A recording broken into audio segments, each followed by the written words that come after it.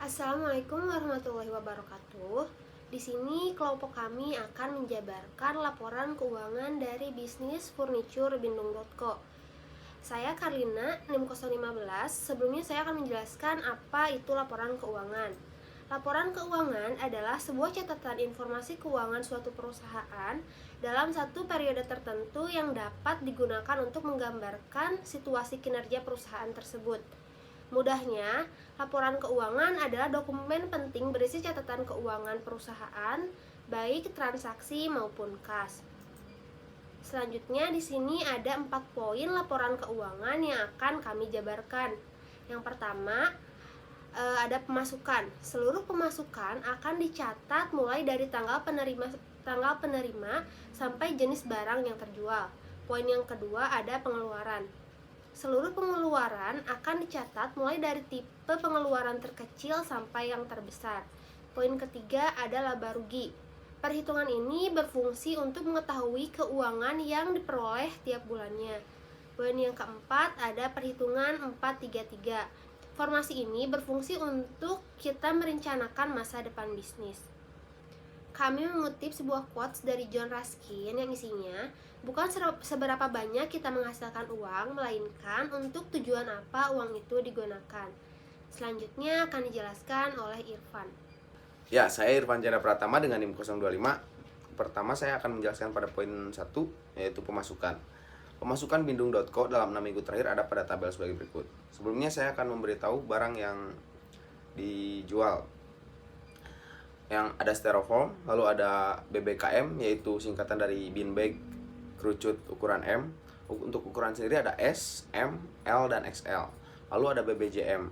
BBJM itu adalah singkatan dari bin bag jukung ukuran M. Untuk ukurannya sendiri sama, ada S, M, L, dan XL. Lalu ada cover juga, yaitu sama, ada cover jukung dan cover kerucut.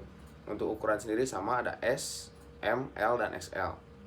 Nah, pada tabel di sini pada tanggal 1 Desember 2020 hingga pada tanggal 13 Desember 2020 ini adalah pendapatan atau pemasukan dari Bindung.co.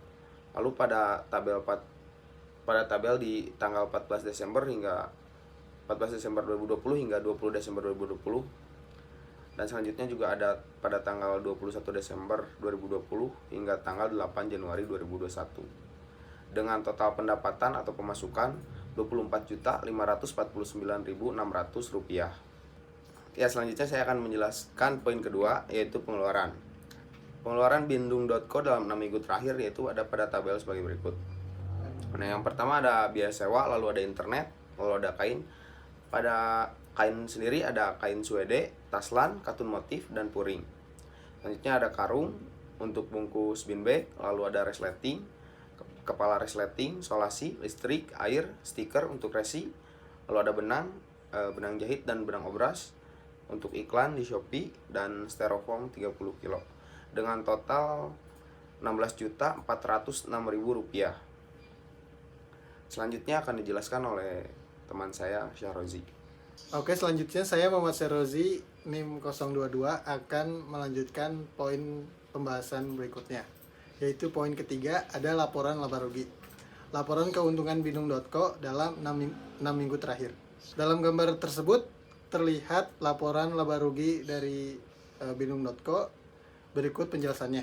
Penjualan Bindung.co dalam 6 minggu terakhir mencapai Rp24.549.600,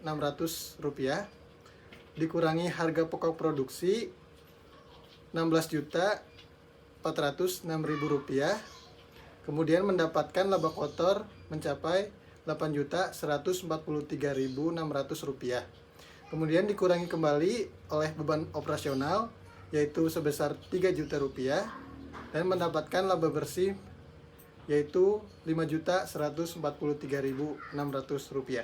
Selanjutnya ada poin keempat, yaitu perhitungan 433. Apa sih itu 433? Oke, saya jelaskan.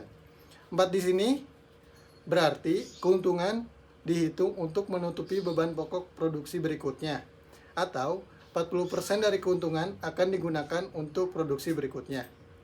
3 yang pertama yaitu berarti keuntungan dihitung untuk korban, atau 30% dari keuntungan akan digunakan untuk korban pengembangan bisnis saat ini, seperti iklan, promosi, pembuatan produk baru, trial dan error, dan yang lainnya.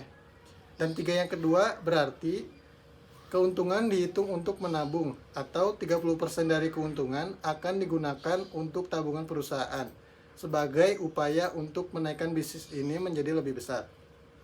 Berikut perhitungannya jika menggunakan angka. 40% yang pertama mendapatkan Rp2.057.440. 30% yang pertama yaitu Rp1.543.080, dan 30% yang kedua yaitu Rp1.543.080. Sekian presentasi dari kelompok kami. Apabila terdapat kesalahan atau kekurangan, kami mohon maaf. Wassalamualaikum warahmatullahi wabarakatuh. Kenyamanan dimulai dari sini.